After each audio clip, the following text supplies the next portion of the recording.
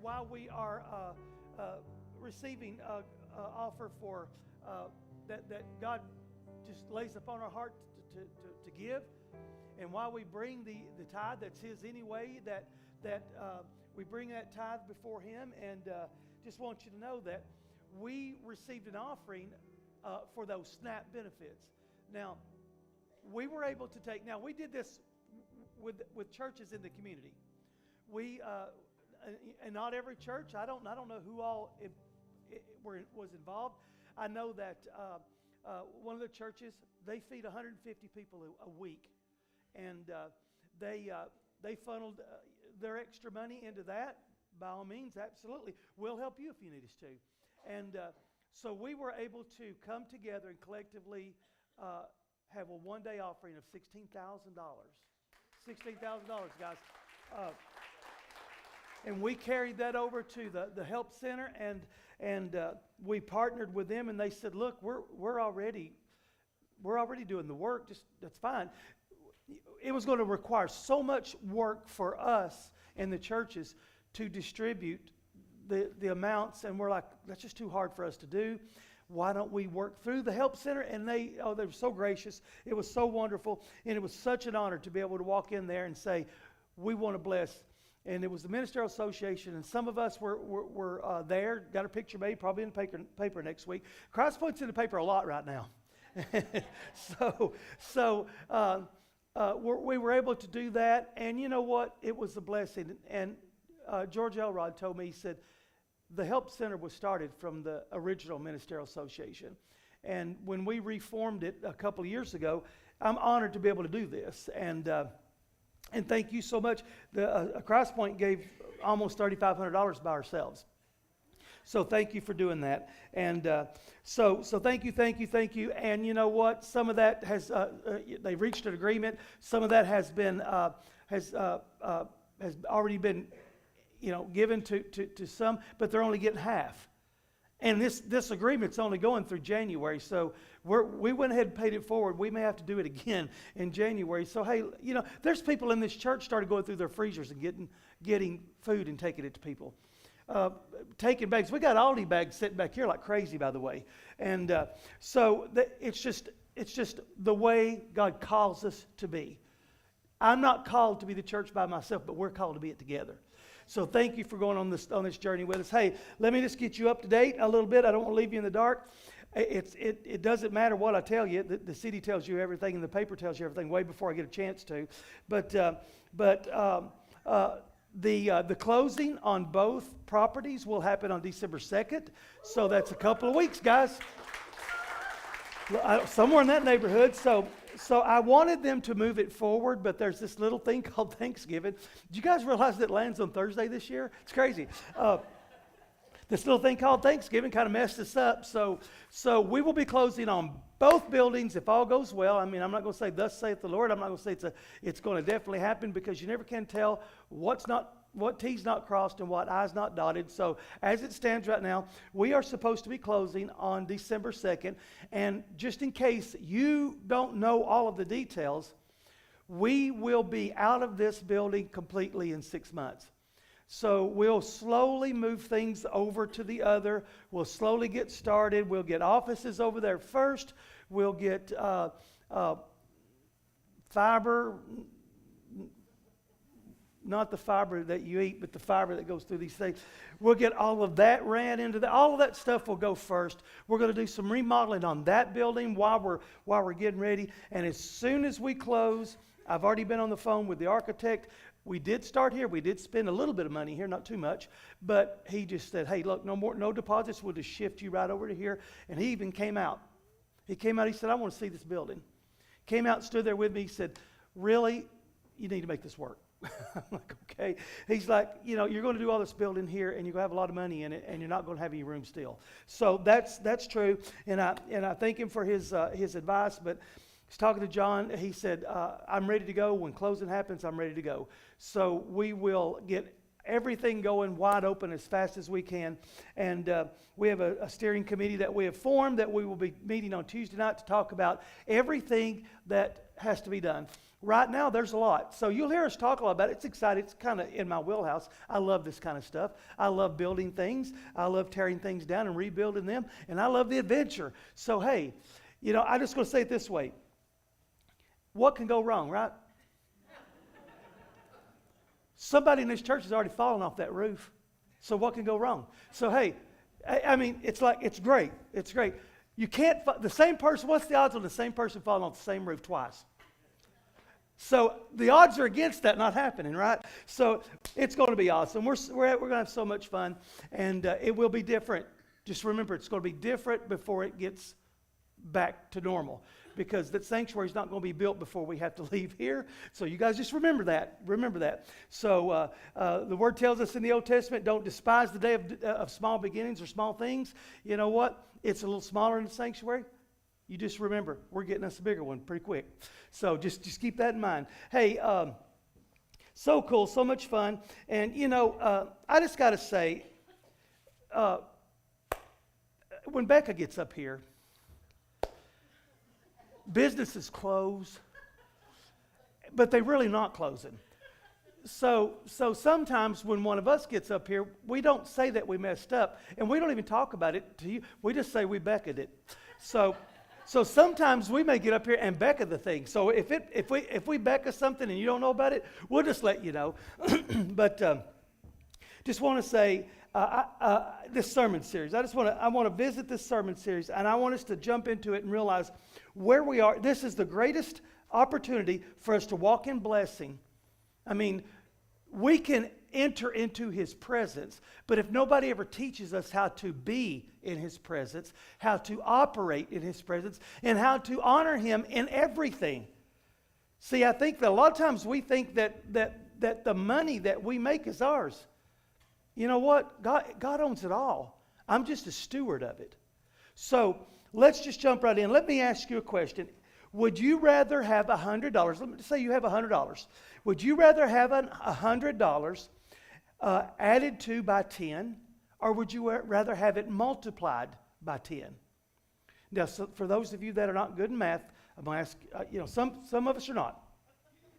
Would you rather have $100 added to by 10, that's $110, or would you rather have $100 multiplied by 10, that's 1,000? I'm going with option 2. I'm going behind curtain number 1, number 2. You know what I'm saying?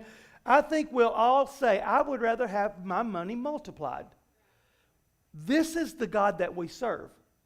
The God that we serve is a multiplier, and we can't wrap our minds around it sometimes. Here's the thing that we have a problem with, is we have such a problem giving Him control and Him freedom to multiply what we think we can't. I don't think I can give to Him or bring to Him or leave with Him something that I have to have so badly. What is that thing I have to have so badly? I have to have that money. I have to have money. I have to pay my bills. But remember, it's all God's. I'm just a steward of it. So multiplication is better than addition. So we're geared to think addition. We add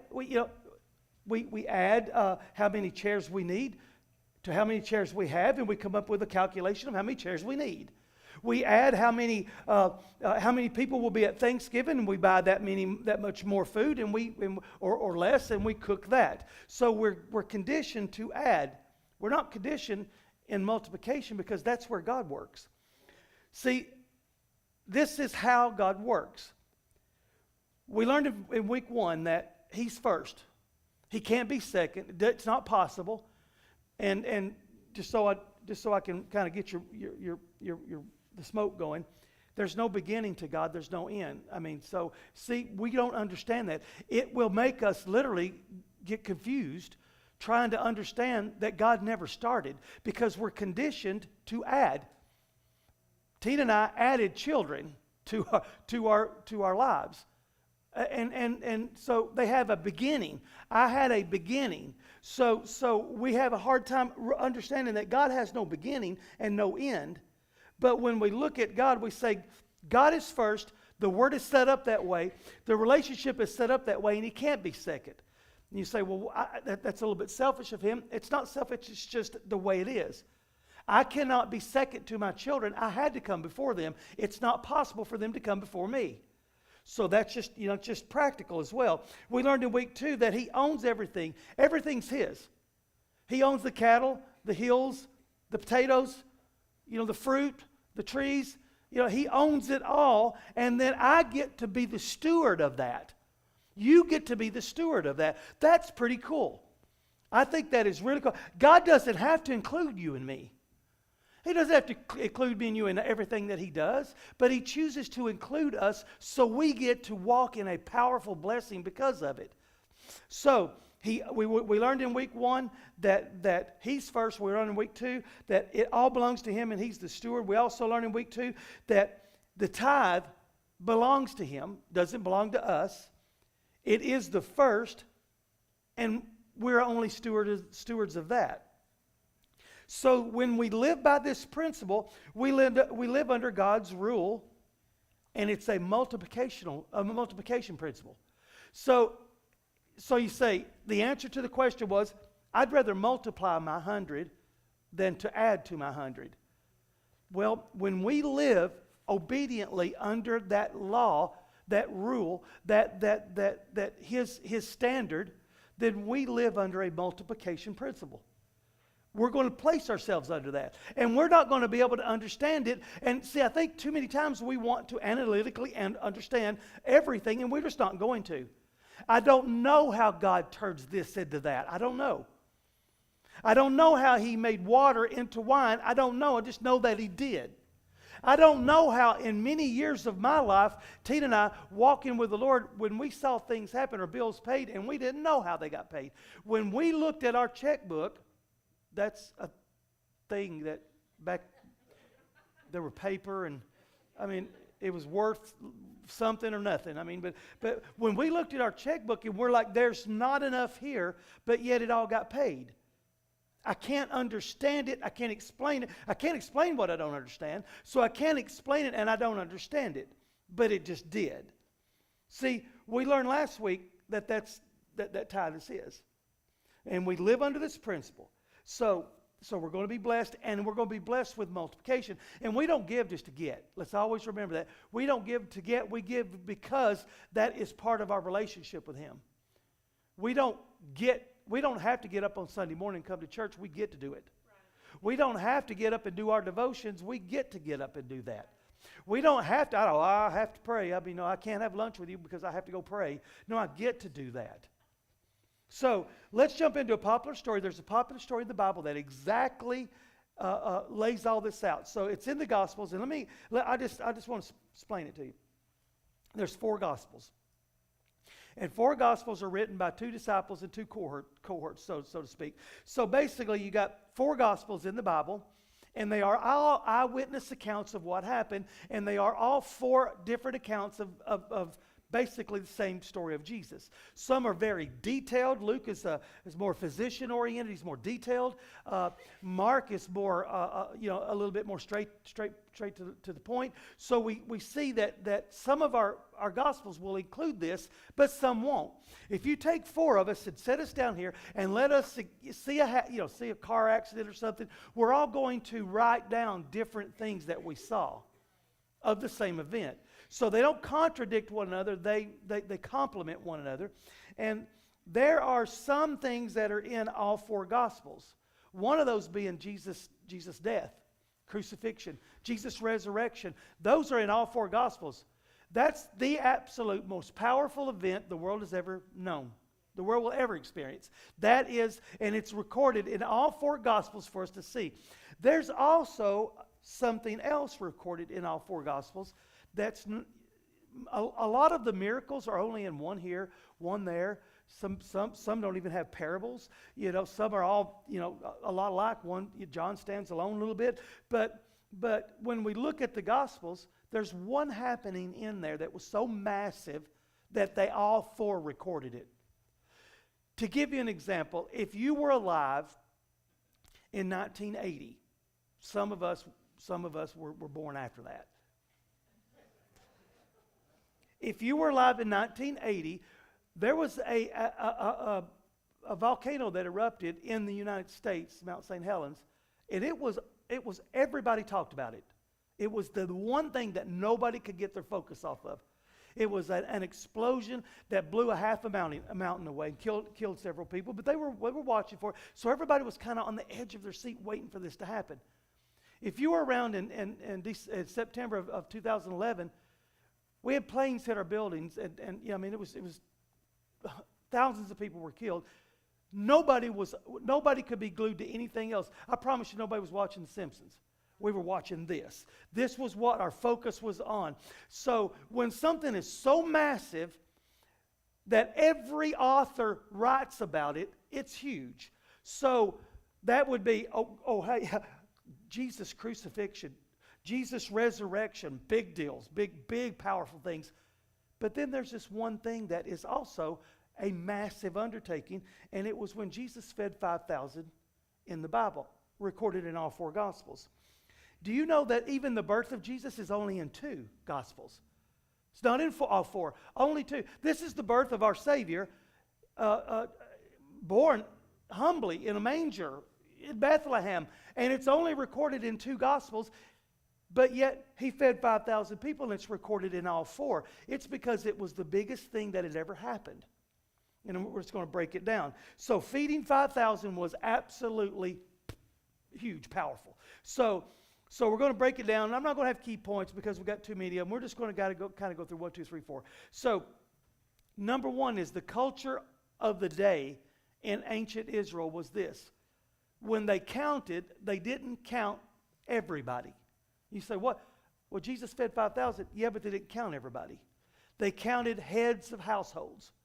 They counted family units. When they count and they say Jesus fed 5,000, the number was 5,000. That means they counted the families that were there. So I'm trying to get us the magnitude of multiplication here. Jesus, he's buying, well, we'll get to that in just a second. I want to run ahead. So a family was considered a single unit. So in other words, if me and Tina were there, then we would be 1. If Farah and Sarah and Jason were there, it'd be 1, 2, 3. So it'd be 3 units. So but they also counted the men. So we have to establish that this count is accurate, but it doesn't encompass the enormity. And just so you think, I don't want you to think that I'm adding to or taking away from the word. That's it's not for us to do. In Matthew's Gospel, chapter 14, verse 21, this is what he says. That number was 5,000 men besides women and children. So Matthew is more of an accountant, and Matthew gets a really good detail of. He tells us, because we need to know this. He tells us that that's not the absolute number. It's the number of the culture of the day. Number 2 is, many believe this was the largest crowd Jesus ever spoke to at one time. I would say, duh. I mean, my gosh, that's pretty massive. That's pretty massive. So this is the largest crowd that Jesus ever spoke to at one time, more than likely. Could have been more, I don't know. Not everything's recorded. But Jesus was trying, more than likely, to get alone. You say, well, why are all these people there? Because people want to be in the presence of the Lord. People are hungering for the presence of the Lord. People want the Lord to move in their lives. But here's what they will do. They will come in and they don't care about anything else. So let me just say, Jesus has just found out that his cousin, John the Baptist, has been beheaded. So what do you do when you get news like that? You just want to kind of grieve a little bit. You want to process. You want to try. You know what's going on in his mind? I know why I'm here. I know why I'm here. I'm the son of. I'm the second name mentioned in the triune Godhead. So Father, Son, Holy Spirit. I'm part of the Godhead. I created this. I know why I'm here. And John the Baptist being beheaded is just a reminder that your time is coming quickly also. So just keep in mind that he's trying to process, number 1, what a powerful voice. The world will never have a powerful voice like that ever again. And they killed him. Now, I'm about to go, he's just really getting ready to start ministry. And he's saying to himself, I got to get away and process this. He gets away and process this, but he can't. Jesus living in a glass house. He can't get away from people. And here they come.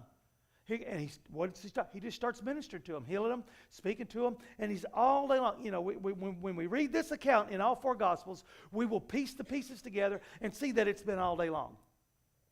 But here's the thing.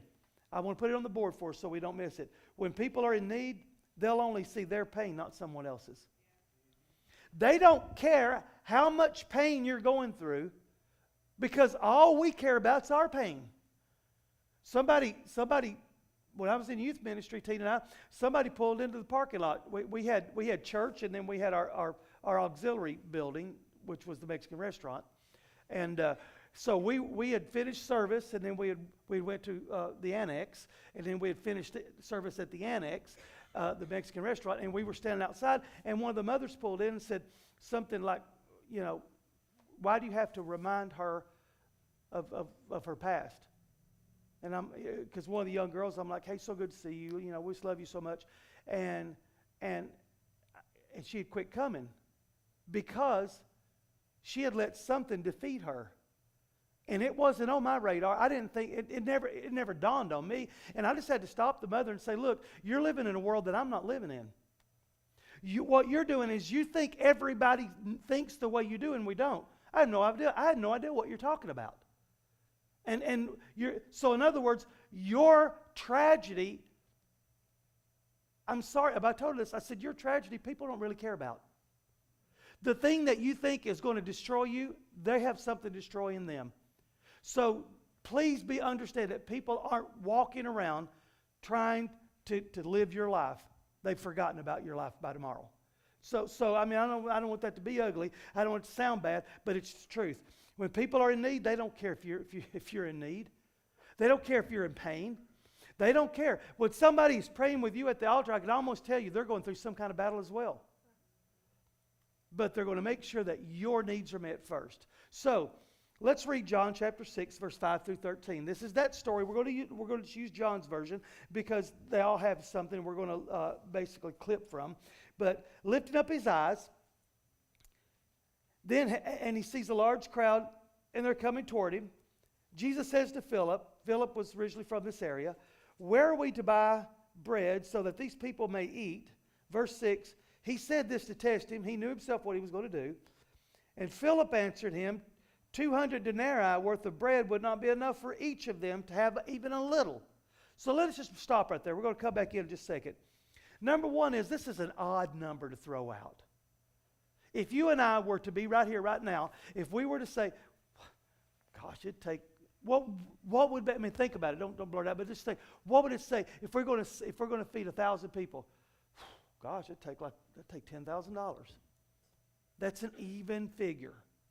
Well, that'd take $1,000. That's an even number. What Philip throws out is a number that is a little bit more than a half a year's wage. So in other words, that's an odd number. Philip, what do you say we do here? It's a lot of people. That would take $12,373 to feed those people. It's an odd number. Why did he throw out such an odd number? Because he's already ran the numbers and it didn't add up. See, we've already added up and realized in our minds and in our lives that God can't do it. He can't do it. Just forget it. Not going to happen. So God, who built the universe, can't feed a few thousand people? No, he can't, because I can't figure out how he can. So when we look at that, we say, okay, so what was the number? Was the number 5,000? No, it was more like 25 to 30,000. So the average family was probably, the average family in the day was a mom, a dad, and 4 kids. That's 6 people on site, minimum. So let's just say 25 to 30,000 people. And what Philip did, I'm from here. I know what time Dunkin' Donuts closes. I'm from here. I know. I've been into Walmart and walked to the left side of the bakery side. I know there's not enough bread in there. So I've already calculated it's going to take $12,773 to feed these people. Odd number. because he's already figured it up and he's already done the numbers. And it said, verse 8, one of his disciples, Andrew, Simon Peter's brother, said to him, there's a boy. He has five barley loaves and 2 fish. And what are they for so many? Jesus said, have the people sit down. Now there was much grass in the place, so it was kind of like a courtyard. Let's just call it that field. So the men sat down, about 5,000 in number. Notice it says men. Matthew says not including women. Jesus then took the loaves, and when he had given thanks, he distributed them to those who were seated, and also the fish, as much as they wanted.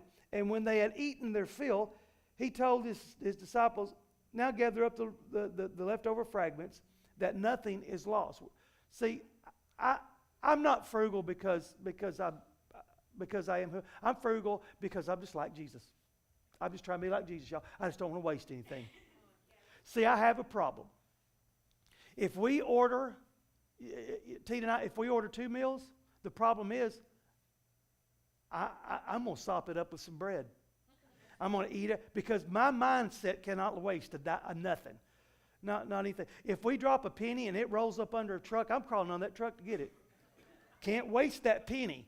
So I'm like, can we just get one? She's like, but I want what I want. And I'm like, I don't care. I'll eat what you eat, and I don't even like it. I just can't stand to waste. And then I'm going to gorge myself because I can't stand to waste. I'm going to go home and I'm sick. So help me out here. So they gathered up 12 baskets, and they filled them with fragments from 5 barley loaves and from those who had eaten. In other words, how do we even get 12 baskets left over out of that? How do we ever get enough to feed everybody out of that? I can't figure it out. I'm conditioned to add. I can't figure it out. I can't even multiply that and make it work. So, Philip was asked by Jesus, hey, Phil, let's come over here. Let's talk a minute. There's a lot of people here. And he's like, yeah, there's a lot, Lord. There's a lot. Do you realize these people couldn't fit in Bridgestone Arena? Oh, I didn't think about that. Do you realize they couldn't fit in Thompson Bowling Arena? Do you realize how big they couldn't fit in the, where Tennessee Tech Stadium, they couldn't fit in there. That's too many people. How are we going to feed these people? Phil, how are you going to do this? You're from around here. Where can we go get some food? I can promise you there is no vendor that has this much food in that day. Where are we going to get this? Where are we going to get this? What? Jesus knows what he's going to do. He knew the amount of people there was. He knew that amount. He knew they were hungry. And he knew Philip would calculate and add it up. That's $12,737. We don't have it. It's going to take that much money to feed these people. Even if we're getting it at $1 a piece. Even if we're getting it at 78 cents a piece. It doesn't add up. We don't have any food. We've got 25 to 30,000 hangry people. I don't know what to do. The numbers just don't add up. So I love the way Jesus just knows what he's doing, but yet he gives us an opportunity to learn. Do you realize that you would add this up? You've already got an odd number, a little bit more than a half year's wage. I don't understand how you got that number. It's because you calculated it. You're not called to count the cost. You're called to fish. I'm called to fish. I'm not called to count the cost. It's called to fish. So Jesus, number 4, Jesus will multiply what will never make sense to us in the natural because we're conditioned to think in the natural. It's not ever going to make sense to us because we can't think that way. He tells us in Isaiah, you're not conditioned to think the way I do. My thoughts and everything else are higher than your thoughts and everything else. So you know what? There's just an element of faith and trust. It's the only way we make this work. The only way. You know, when you're a baby and you're a toddler and you're trying to walk and you look up at mom and dad and you're like, number 1, how'd they get so tall? Number 2, how are they doing this with ease? You know, I don't understand. When you're trying to learn how to tie your shoes, I figured that out a few years ago. I figured out how to tie my shoes, but it was easy to the one teaching you. But it's not, after a while, you're like, okay, I think I got this figured out. See, remember from last week, Malachi chapter 3, verse 10. bring the tithe into the storehouse and see if I will not open up the windows of heaven and pour out a blessing on you. And he says, hey, try me. I double dog dare you. I double dog dare you. So Jesus is saying, you know what? Try me in this. I double dog dare you. See if I won't just pour out. See if I won't multiply for you. You're still thinking addition and subtraction. You're thinking that if I make $100, then I've got to subtract 10 and I've got to give it to the Lord. Number one is you don't subtract anything and you don't give what's not yours. So I can't, why should I subtract when it's not mine to start with? All I can do is bring it and God will multiply it from there. But I'm so conditioned to think scarcity rather than generosity. So, come out from under a curse, he says in this scripture in Malachi. What you add up in a few dollars, I will multiply to make it a few thousand. And you know what? More than likely, it's going to be a few tens of thousands. So I'm going to get, this is a perfect example is the reaping, the sowing and the reaping.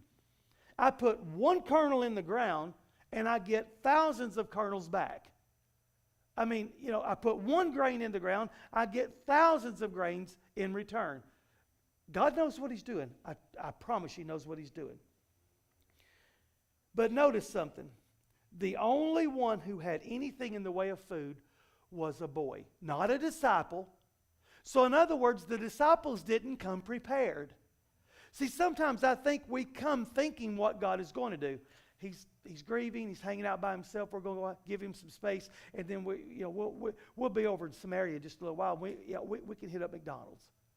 So they're literally not prepared. We got one kid that's prepared, and I just want to tell you something. There's nowhere, anywhere that indicates that this kid brought this freely. That the kid said, "Hey, I have food. I've got food.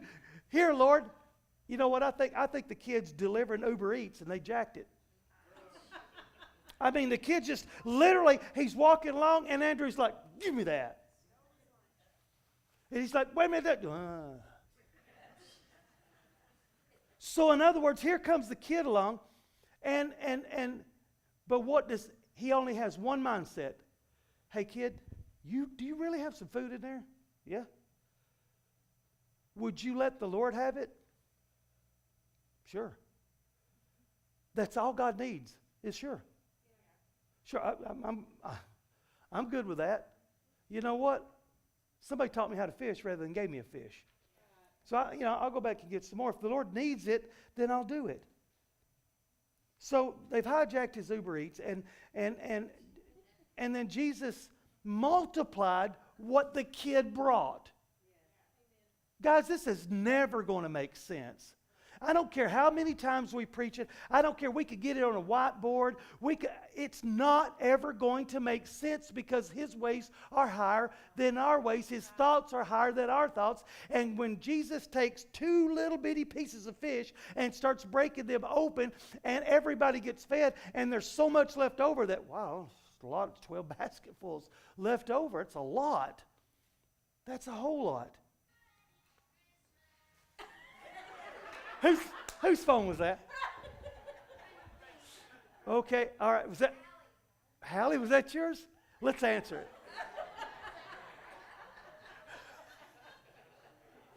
Hello.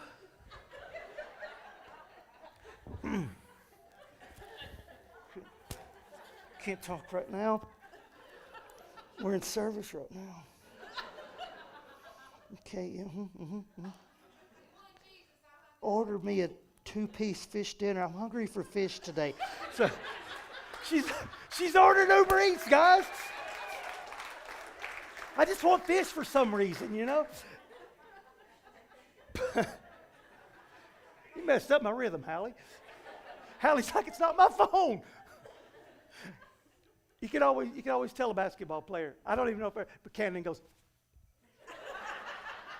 In other words, I'm going to divert. It's probably my phone. But anyway, so Jesus multiplies, and he starts taking these, I don't understand it. I can't explain it, but I have faith knowing it happened. So If I have faith knowing that God did that, why would I not have faith knowing that God is going to multiply what I faithfully give him? Or should I say faithfully bring him? So Jesus multiplied into a few tens of thousands. So sometimes we're thinking more about how God can't do something rather than about how he can. Right. You know what? I don't see a way to do it. We need $300,000. Wow. What are you asking me for? I got $26. I can't help you. I can't see how this can be done. It's because we see everything God can't do instead of everything that God will do. And we're not believing and trusting in what he will do. Our job is to fish. 12,737, that's just not going to, I can't come up with a number that works because it's not going to. Before Jesus multiplied, now I want you to understand this one. This is so good. Before Jesus multiplied, he organized. For those of us who live with organizers, I live with one. Planner, organizer. I'm a planner, but I'm not really good at organizing. I'm good at vision, but I'm not good at organizing. So I've got vision. Tina's like, put it all together. And then we give it off to Stephanie and Cindy, and then Amber comes in and rearranges all of it again. But see, so what we've got is we've got these organizers. If it wasn't for the organizers, we wouldn't know how many to feed. If it wasn't for the Kanishas and the Beccas, we wouldn't know this number. So Jesus organizes them, and in Luke's gospel, he says, put them in groups of 50. Do you realize that 600 groups? If it's 30,000, it's a good number to figure out. 600 groups. Why would Jesus put them in groups of 50? Why would there be 600 of them? Number one is he's an organizer. Number one is we don't know how to sow unless we count the cost that it's going to take to sow it. In other words, Jesus knows the cost. It's not my job to count the cost, but I do have to calculate how much. Like say if I'm going to sow the field, I have to calculate the acreage. Why buy $3,000 worth of seed when I only need 300? So, God is a God of order. He doesn't need to do this to find out how many to feed. He needed to do this so we would know how many he fed, so we would have an accurate account of this so we can learn 2,000 plus years later. This is why you did this. This is why I had them put them in groups of 50, because there had to be some order. If you don't have some order, somebody's going to get runned over. So here's what my friend Devin Webb says. Peace and disorder, they cannot coincide. So people, I used to be one of these. We walk into church, we have no idea what it takes to get this to happen every week. No idea.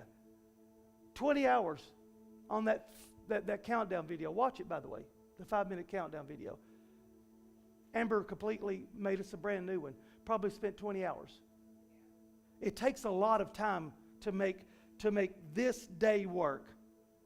It's organized. It's sectioned out. Everybody does their job. Jesus knows what he's doing. He built us in systems anyway. Circular system, respiratory system. He built us in systems. Devin says, the thing is that we keep expecting God to act outside of his nature.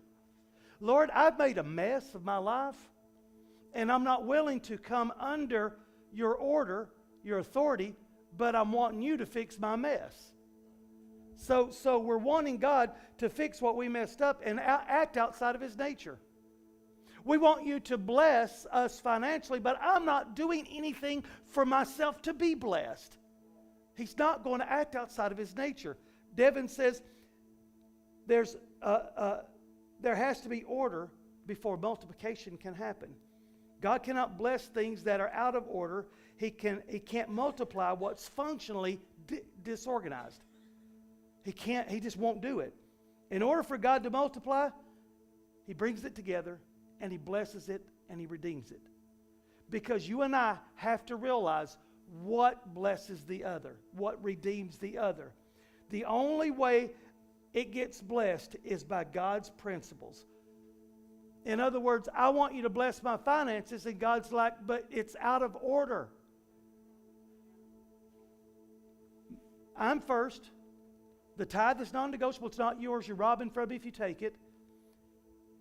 Give it, bring it, and bring it to the storehouse.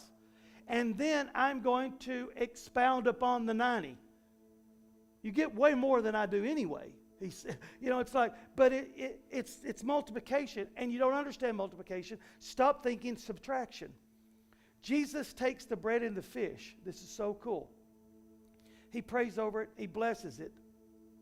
And from what I can tell, it's like, everybody close your eyes. Everybody close your eyes. Bow your heads down. We're going to pray over this meal, this fish and this 2-piece fish dinner. We're going to pray over it now. And then all of a sudden, everybody raises their head up, and there's Aldi bags sitting everywhere. This is not a cartoon. It's not Disney. So this is not what happened. Nothing happened. Nothing happened in the physical that we could see. I'm going to tell you when the supernatural happened. Not when Jesus prayed. That's not when the supernatural happened. Not when Jesus' mindset was to, I think, we're going to feed these people.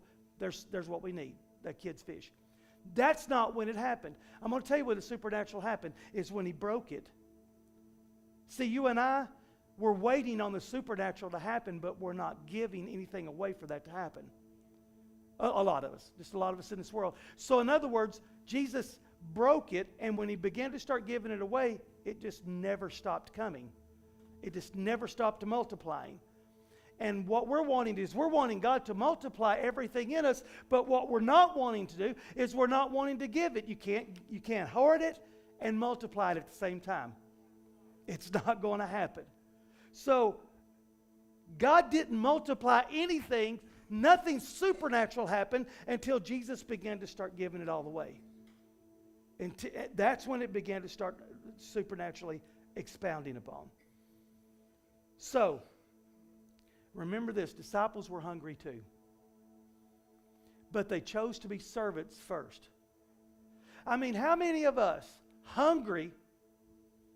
I mean, let's just take a character, let's just take a personality like Peter. Do you really want Peter to get hangry? I mean, he's an ear cutter offer. Do I want to give him an opportunity to get hangry? So how many of us would serve like this? Here, little buddy, there's yours. Here's you some. How many of you, I'm just going to say this, don't answer it out loud. How many of you, when your wife or your spouse or somebody's cooking bacon, you eat like 3 pieces before it's all put on the table? Those first 3 are mine. That's just protocol. If you stop eating them, but you haven't started yet. You've only got 3 pieces laying out there, and the 3 pieces are mine. Now you could start cooking. See, how many of us would take a little bit before we passed out? Servants began to serve people. Disciples began to serve people, but when it was all finished, they got enough to feed their entire family, not just themselves. They got enough to feed their entire family. So let's just kind of land the plane here with a guy named Abraham. Show you what this looks like. Abraham did not have any children. He's the father of nations. God says, I'm going to make you the father of nations. Kings are going to come from you. I'm going to make you, your descendants, as numerous as the sands on the seashore. You want the stars of the sky. You won't even be able to count them. I'm an old man. I don't have a kid. Now, Lord, I'm all believing. But you know what? My biological clock's ticking here now. You got to get something going on.